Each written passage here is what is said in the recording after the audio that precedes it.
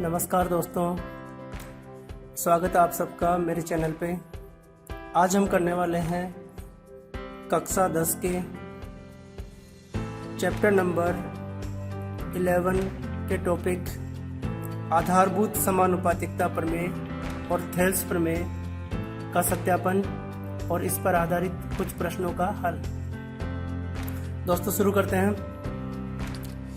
आधारभूत समानुपातिकता प्रमेय का कथन किसी त्रिभुज की एक भुजा के समांतर खींची गई रेखा त्रिभुज की शेष दो भुजाओं को अलग अलग बिंदुओं पर प्रतिच्छेद करे तो यह रेखा दोनों भुजाओं को समान अनुपात में विभाजित करती है।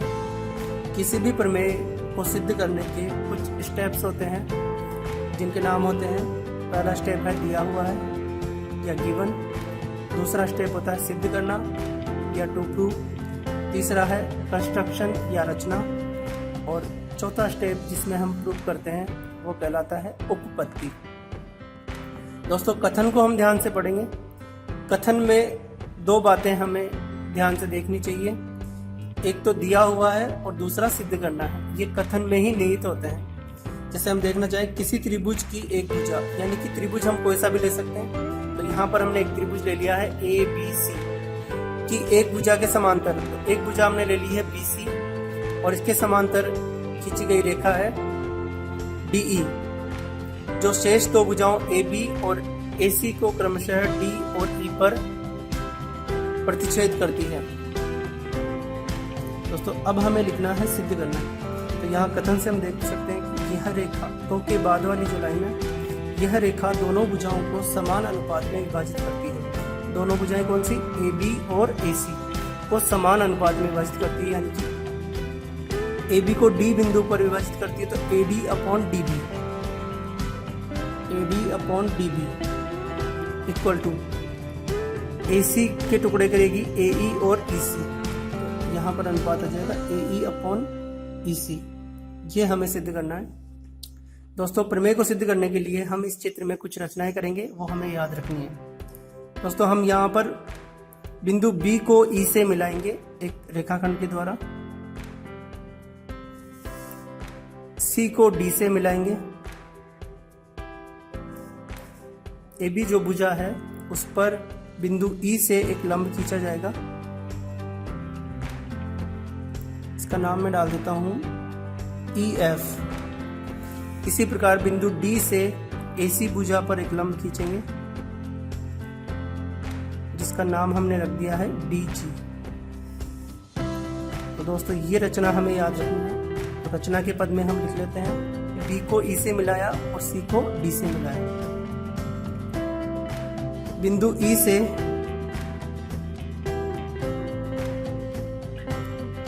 AD पर लंब EF खींचा तथा D से AE पर लंब DG खींचा। तो दोस्तों ये हो गई रचनाएं। आगे हम अगली स्टेप में करेंगे हम उपपत्ति। दोस्तों जैसा कि आप चित्र में देख सकते हैं, यहाँ पर हमें सिद्ध करना है AD upon DB equal to AE upon EC। तो इसके लिए हम क्या करेंगे, ADE का क्षेत्रफल बटा त्रिभुज BDE का क्षेत्रफल।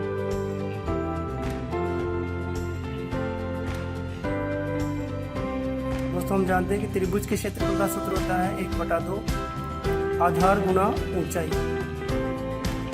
यहाँ पर अगर हम ADE त्रिभुज का आधार AD लें तो इसकी ऊंचाई EF हो जाएगी।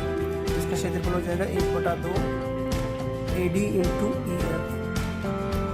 त्रिभुज BDE का क्षेत्रफल ज्ञात करने के लिए अगर हम आधार लें BD तो इसकी ऊंचाई भी EF ही होगी, क्योंकि दोस्तों AD और BD दोनों एक ही रेखा के टुकड़े हैं। तो बिंदु E की इससे जो ऊंचाई होगी वो दोनों स्थितियों में EF होगी।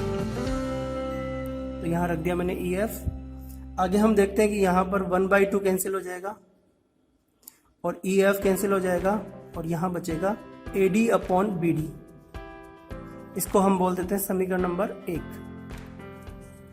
दोस्तों इसी प्रकार हम अब त्रिभुज ADE और त्रिभुज CDE का क्षेत्रफल का अनुपात ज्ञात करते हैं। तो लिखता हूं मैं त्रिभुज ADE का क्षेत्रफल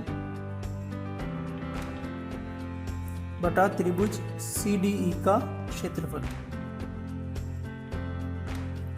दोस्तों इस बार त्रिभुज ADE का क्षेत्रफल ज्ञात करने के लिए आधार AE लिया जाएगा। तो इस आधार की संगत ऊंचाई DG हो जाएगी इसकी। तो क्षेत्रफल लिखूं 1/2 आधार AE इंटू ऊंचाई DG अपॉन CDE का क्षेत्रफल CDE। इसका आधार CE लेंगे हम 1/2 आधार है CE। और दोस्तों पिछली बार की तरह यहाँ पर भी ऊंचाई DG हो जाएगी। तो यहाँ पर 1/2 कैंसिल हो जाएगा, DG कैंसिल हो जाएगा, तो यहाँ पर बचेगा AE अपॉन CE, समीकरण नंबर 2। दोस्तों यहाँ पर हम ध्यान से देख सकते हैं कि जो हमें सिद्ध करना था उसका LHS समीकरण 1 में आ चुका है और उसका RHS समीकरण 2 में आ चुका है। अब हमें केवल यह सिद्ध करना है कि समीकरण 1 और समीकरण 2 के जो LHS है वो भी आपस में इक्वल है। ये दोनों इक्वल हो जाएंगे तो ये दोनों भी इक्वल हो जाएंगे। यहाँ अगर हम गौर से देखें तो दोनों के अंश में ADE का क्षेत्रफल है, अंश तो दोनों के बराबर है, पर हर में एक में तो आ रहा है BDE का क्षेत्रफल और एक में आ रहा है CDE का क्षेत्रफल। अगर ये बराबर हो जाए तो दोनों समीकरणें बराबर हो जाएगी। इसके लिए दोस्तों हम देखते हैं, हमें कक्षा 9 की वो बात याद करनी पड़ेगी जहां पर 2 समांतर रेखाएं होती थी। यहाँ पर हमें गौर से देखना है दोस्तों, त्रिभुज BDE जो है और त्रिभुज CDE, दोनों त्रिभुज इन दोनों समांतर रेखाओं के बीच में स्थित है। एक त्रिभुज BDE जो है उसका आधार अगर DE ले लें और CDE का आधार भी DE लिया जा सकता है, तो दोनों का आधार समान है। और एक त्रिभुज का तीसरा शीर्ष है इस BC समांतर रेखा पर और दूसरे त्रिभुज का जो तीसरा शीर्ष है वो भी BC समांतर रेखा पर है। अतः हम कह सकते हैं कि दोनों त्रिभुज BDE तथा त्रिभुज CDE दोनों समान आधार, दोनों का समान आधार है DE तथा एक ही समांतर रेखाओं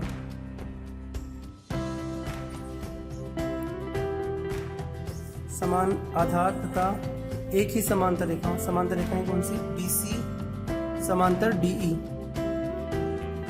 के मध्य स्थित है। इसलिए हम दोस्तों कह सकते हैं कि एरिया ऑफ त्रिभुज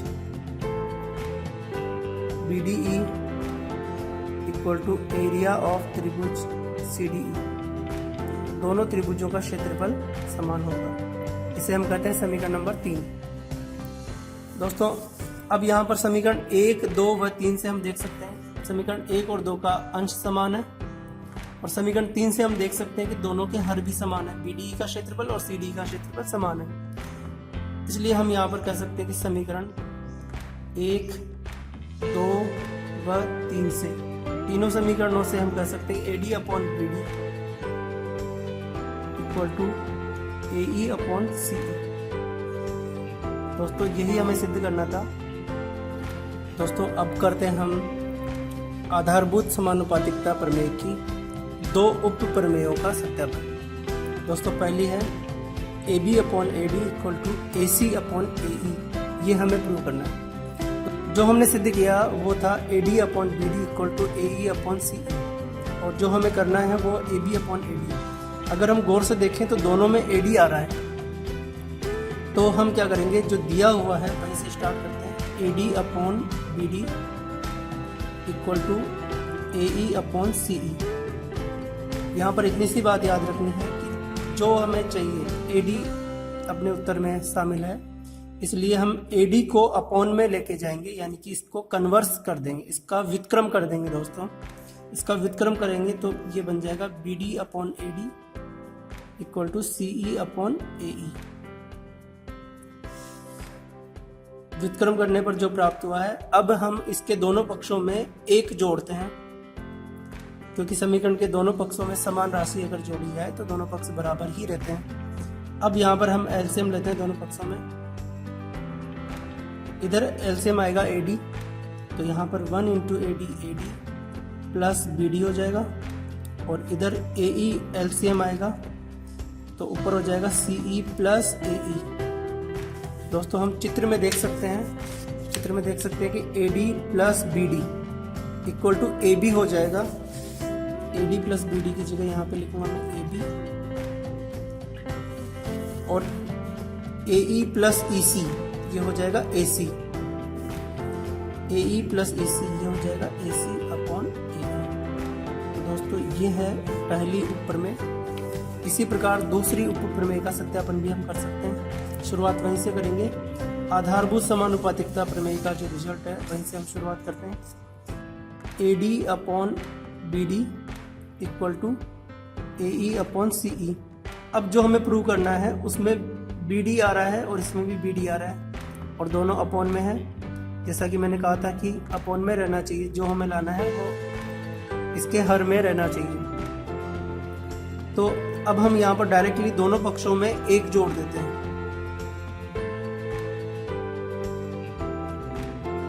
ये हो जाएगा AD upon BD plus 1, AE upon CE plus 1। LCM आएगा इधर BD, तो ऊपर बन जाएगा AD प्लस BD।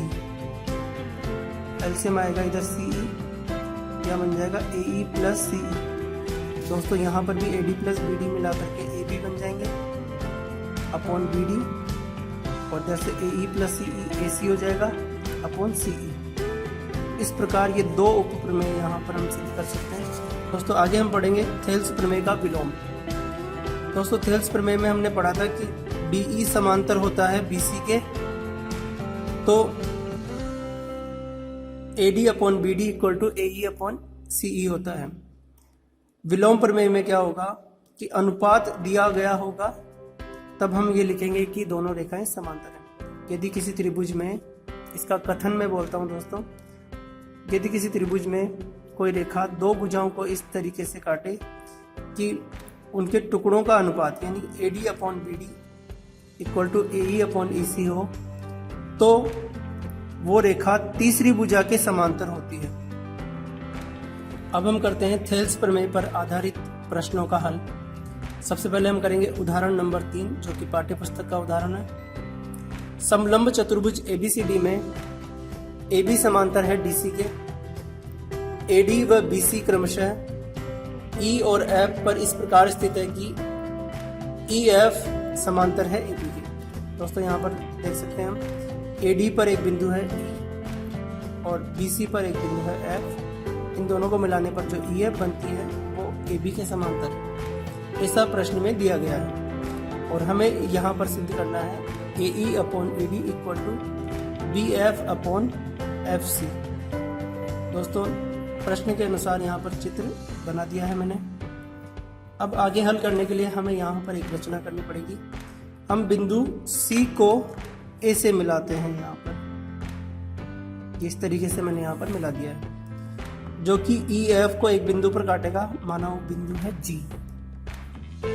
अब हम यहाँ पर देख सकते हैं कि जो हमें सिद्ध करना है AE अपॉन AD, ये इस त्रिभुज में आ रहा है, ACD में आ रहा है। तो ACD से हम शुरुआत करते हैं दोस्तों। त्रिभुज ACD में पहले हम यहाँ पर देख लेते हैं कि EF जो है वो AB के समांतर है, प्रश्न में दिया हुआ है। हम जानते हैं कि AB और BC समांतर है। यहाँ से दोस्तों समझना, EF समांतर है AB के और AB समांतर है DC के। दोनों से ये निष्कर्ष निकाला जा सकता है कि EF समांतर है DC। यहीं से हम कह सकते हैं कि जब EF DC के समांतर है तो इसका एक टुकड़ा जो है EG, ये भी समांतर होगा DC के। तो त्रिभुज ACD में ये लाइन EG जो है वो DC के समांतर है, तो यहाँ पर आधारभूत समानुपातिकता प्रमेय लागू होती है। तो इसलिए हम कहेंगे आधारभूत समानुपातिकता प्रमेय से, यहां से हम शुरुआत करेंगे AE upon DE, AE upon ED बोल दो, कोई दिक्कत नहीं, AG upon GC, AG upon GC। इसको दोस्तों हम डाल देते हैं समीकरण नंबर 1। इसी प्रकार अब की बार हम दूसरा त्रिभुज लेते हैं ABC, त्रिभुज ABC में दोस्तों यहाँ पर भी वैसे ही शुरुआत करेंगे कि EF समांतर है AB के, तो EF का एक टुकड़ा है GF, ये भी समांतर होगा AB के। तो त्रिभुज ABC में GF समांतर हो गया AB के, तो यहाँ पर भी आधारभूत समानुपातिकता प्रमेय लगेगी। आधारभूत समानुपातिकता प्रमेय से CG upon AG equal to CF upon BF, CF upon BF। इसको डाल देते हैं समीकरण नंबर 2। समीकरण 1 और 2 को अगर हम ध्यान से देखेंगे, समीकरण 1 में था AG अपॉन GC और यहाँ पर है CG अपॉन AG। अगर मैं यहाँ पर व्युत्क्रम कर दूं तो बन जाएगा AG अपॉन CG, इधर हो जाएगा BF अपॉन CF। तो हम इसको डाल देते हैं समीकरण नंबर 2। दोस्तों समीकरण 1 और 2 से हम देख सकते हैं समीकरण 1 का तो RHS और समीकरण 2 का LHS इक्वल है, इसलिए दोनों समीकरणों से हम बोल सकते हैं समीकरण 1 व 2 से AE upon ED equal to BF upon CF। दोस्तों यही हमें सिद्ध करना था। अब करते हैं प्रश्नावली का ही, प्रश्नावली 11.2 का क्वेश्चन नंबर 3। पहले प्रश्न को पढ़ते हैं। दी गई आकृति में OA, OB और OC पर क्रमशः LMN बिंदु इस प्रकार स्थित है कि LM समांतर है AB के, MN समांतर है BC के, तो दर्शाइए कि LN समांतर है AC के। दोस्तों चित्र में हम देखते हैं कि OA ये वाली, OB और OC पर 3 बिंदु, OA पर तो है L, OB पर है M और OC पर है N। इस प्रकार है कि LM समांतर है AB के, ये दिया हुआ है, MN समांतर है BC के और LN समांतर होगा AC के, ये हमें सिद्ध करना है। तो दोस्तों यहाँ पर हम पहले त्रिभुज AOB से शुरुआत करते हैं। त्रिभुज AOB में हम देख सकते हैं कि LM समांतर है AB के, LM समांतर है AB के और इसकी दो भुजाओं को ये काट रहा है M पर और N पर, इसलिए थेल्स प्रमेय से हम लिख सकते हैं OL अपॉन LA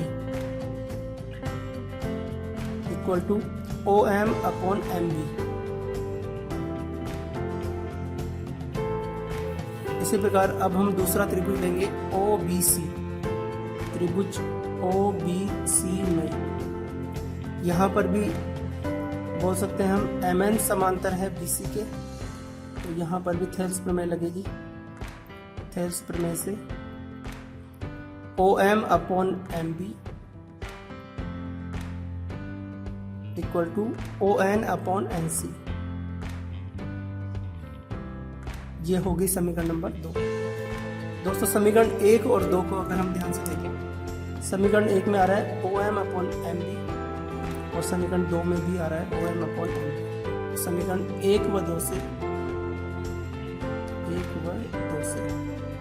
हम लिख सकते हैं कि OL upon LA equal to ON upon NC। ये जो रिजल्ट प्राप्त हुआ दोस्तों, अगर इसको ध्यान से देखें हम, OL अपॉन LA और ON अपॉन NC ये त्रिभुज AOC में आ रहे हैं। त्रिभुज AOC में ये अनुपात समान है, तो रेखाएं समांतर होगी, यही थेल्स प्रमेय का विलोम है। दोस्तों अनुपात समान दिया हुआ है तो रेखाएं कैसी होगी, समांतर होगी। तो यहाँ हम लिखेंगे थेल्स प्रमेय के विलोम से, LN समांतर होगी AC के। यही हमें सिद्ध करना था, इति सिद्धम। दोस्तों अब करते हैं क्वेश्चन नंबर 5।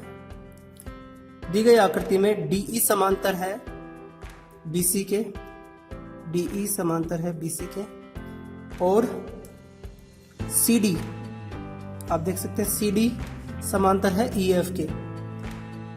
ये मैंने इस पे तीर लगा दिया, CD समांतर है EF के, और हमें सिद्ध करना है AD square equal to AB into AF। दोस्तों अगर जो सिद्ध करना है इसको ध्यान से देखें हम, तो AD आ रहा है, इसमें AB आ रहा है और AF आ रहा है। AB अगर हम चित्र में देखें तो पूरी भुजा है, तो जब भी हम आधारभूत समानुपातिकता प्रमेय लगाएंगे तो उसमें पूरी भुजा काम में लेंगे, जैसा ऊपर में मैंने बताया था। तो शुरुआत करते हैं दोस्तों। त्रिभुज ABC में DE समांतर है BC के, तो यहाँ थेल्स प्रमेय लगेगी। थेल्स प्रमेय से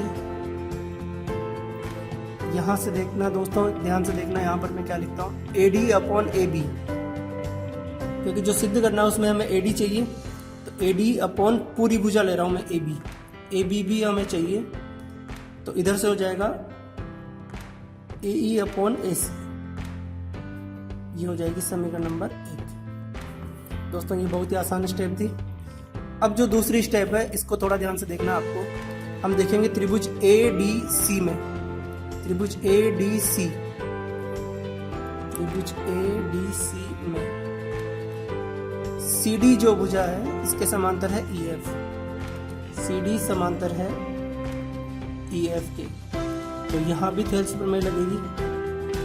थेल्स प्रमेय से दोस्तों, थेल्स प्रमेय से यहाँ पर हम क्या लिखेंगे, यहाँ पर भी एक टुकड़ा और एक पूरी भुजा लेंगे। AF upon AD, AF upon AD equal to, अब इधर से भी एक टुकड़ा और एक पूरी भुजा, AE अपॉन AC। ये हो जाएगी दोस्तों समीकरण नंबर 2। यहाँ हम देख सकते हैं कि समीकरण 1 का जो RHS है वो है AE अपॉन AC, और समीकरण 2 का RHS है वो भी है AE अपॉन AC। तो दोनों समीकरणों से हम बोल सकते हैं कि समीकरण 1 व 2 से AD अपॉन AB ये रहा equal to AF upon AD। यहाँ पर हम वज्र गुणा कर देंगे तो ये आ जाएगा AD square equal to AB into AF, जो कि हमें सिद्ध करना था। Hence prove.